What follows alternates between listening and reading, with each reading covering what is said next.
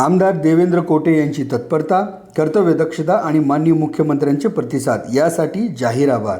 मागील काळात झालेल्या पावसाने प्रभावित झालेल्या प्रभाग क्रमांक 18 मधील श्रीरामनगर, राघवेंद्रनगर आणि व्यंकटेश नगरमधील उघड्या गटारी लगत असलेल्या कुटुंबांच्या घरात पाणी शिरल्याने या कुटुंबाचे मोठे नुकसान झाले होते।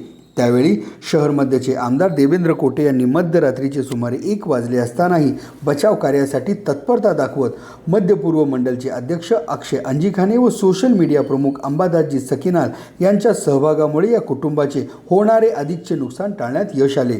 त्यानंतर तात्काळ या परिसरातील झालेल्या नुकसानीचे पंचनामे करण्यात आणि त्याचप्रमाणे प्रत्येक कुटुंबाच्या खात्यावर 10,000 रुपये व फराळाचे साहित्य देण्यात आले।